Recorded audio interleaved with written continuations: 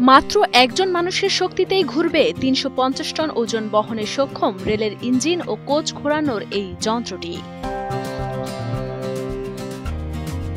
ট্রেনের দিক পরিবর্তনের বিষয়টি সবাই জানলেও ট্রেন কিভাবে ঘোরানো হয় তা হয়তো জানতেন না অনেকেই।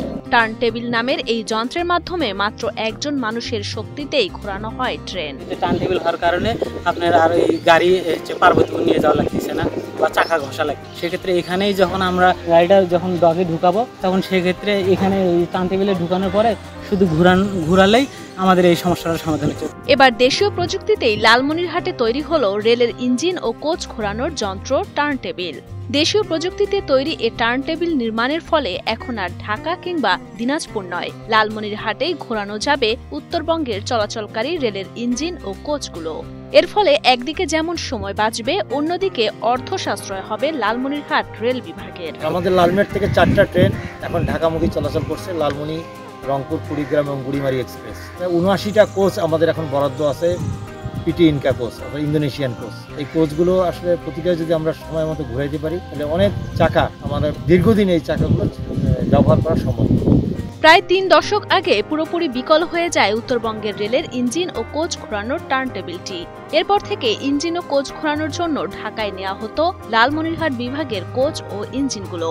কিন্তু এতে যেমন সময় ব্যয় হতো তেমনি অপচয় হতো অর্থ। তাই সময়, অর্থ ও দুর্ঘটনার ঝুঁকির কথা বিবেচনা করে দেশেই টার্ন টেবিল নির্মাণের উদ্যোগ নেয় রেলওয়ে। কোচ ঘোরানোর কারণ হচ্ছে যে কোচের উভয় পাশের চাকার ক্ষয় যেন সমান হারে হয়, এটা নিশ্চিত করার জন্য কোচ ঘোরানো হয়। তো লালমনিরহাটে ১৯০০ সালের দিকে একটি টার্ন টেবিল ছিল, নির্মিত হয়েছিল। সেটা ১৯৯৩ সালের দিকে বিলুপ্ত হয়ে যায়। ব্রিটিশরা যে টার্ন টেবিল নির্মাণ করে গিয়েছিলেন, এরপরে আর কোনো টার্ন টেবিল নির্মিত হয়নি বাংলাদেশে। এরই ধারাবাহিকতায় গত বছরের ২৬ নভেম্বর রেলওয়ে মহাব্যবস্থাপকের কার্যালয় থেকে চিঠি দেয়া হয় টার্ন টেবিলটি নতুন করে নির্মাণের।